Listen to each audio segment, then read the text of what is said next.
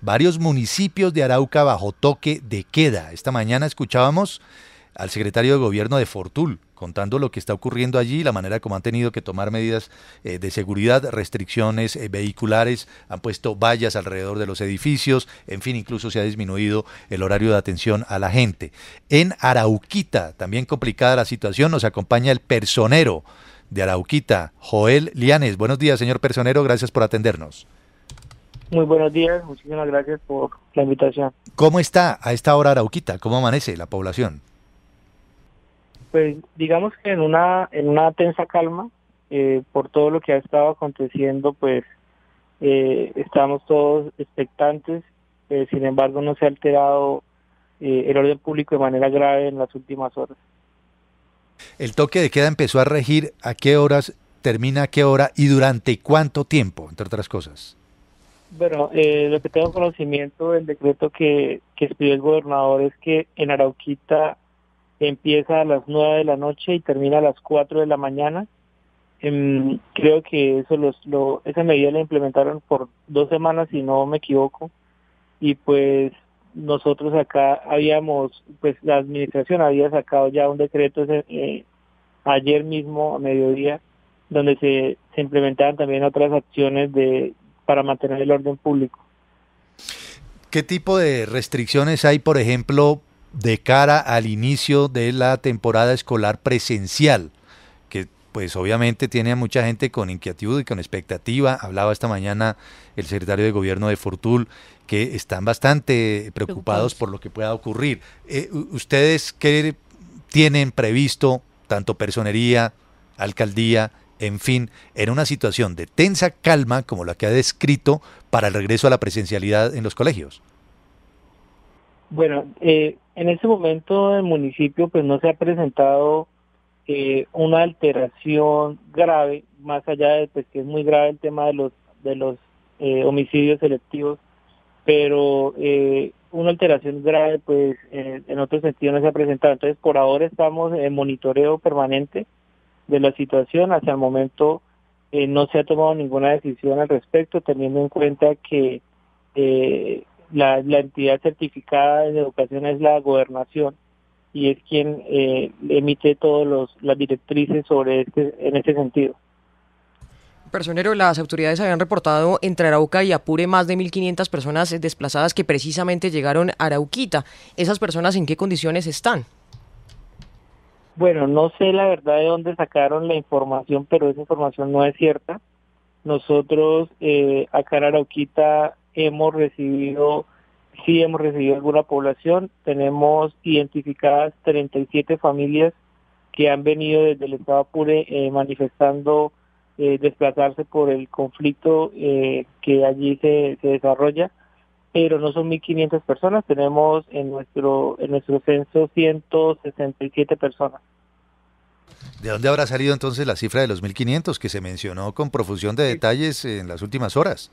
Sí, no sé, tal vez una mala interpretación del contexto, porque sí he escuchado esa cifra de 1.500 desplazados, pero en general del conflicto que se ha venido presentando en el departamento, no que estén acá en Arauquita.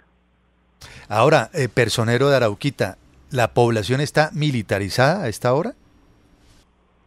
Pues sí hay presencia de las autoridades militares, ejército, anoche hubo sobrevuelos de helicóptero y demás, se han estado patrullando y han estado pues en los puntos de entrada y salida del municipio haciendo control.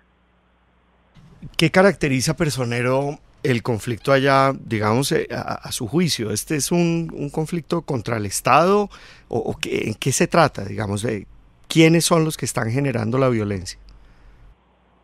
Bueno, yo se lo dejaría a las autoridades militares o de policía, quienes cuentan con mayor detalle y tienen las herramientas de inteligencia para determinar eso. Yo de verdad no me atrevería a decir quién hizo qué, porque digamos que en el territorio tenemos varios actores armados, legales e ilegales, ¿no? Están pues las disidencias de las FARC, el ELN, tenemos ejército, policía, marina. Entonces es muy complicado desde la personería de nosotros determinar quién es el causante de todo esta ola de violencia.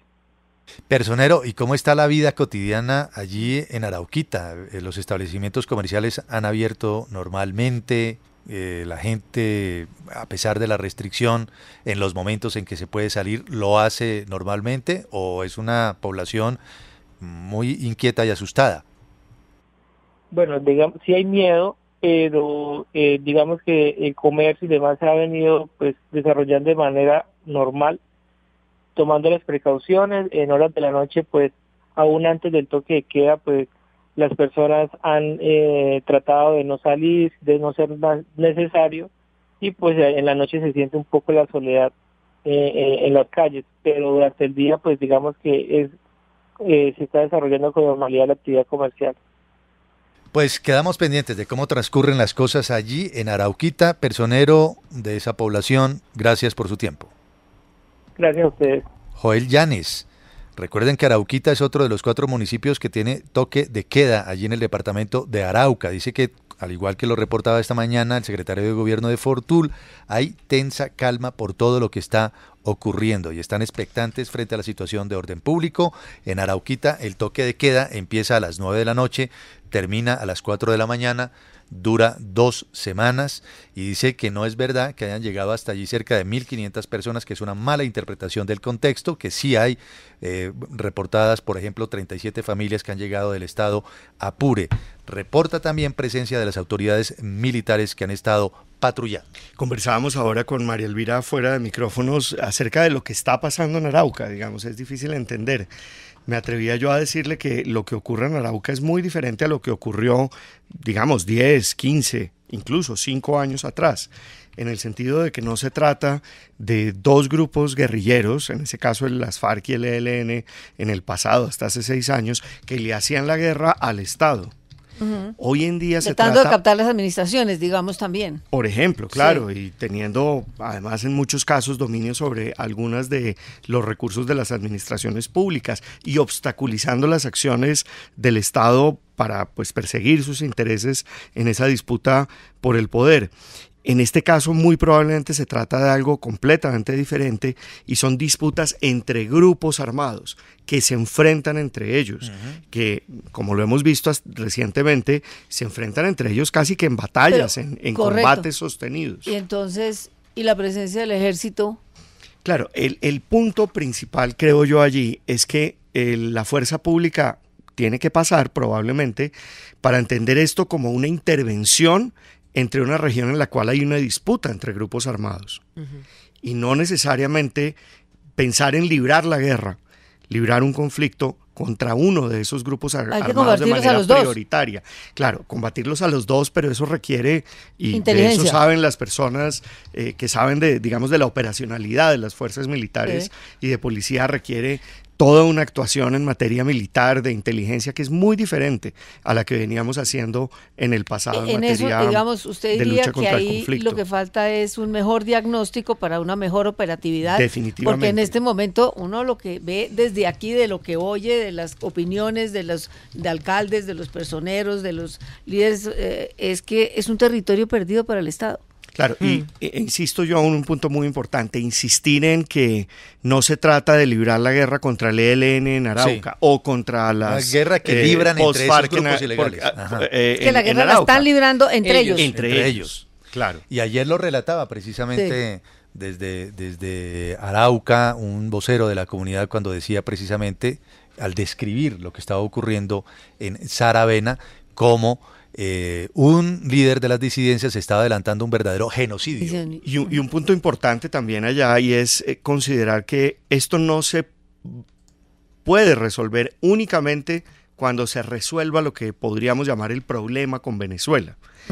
Este problema debe resolverse y se puede resolver incluso contando con que es pues difícil contar con la cooperación de Venezuela.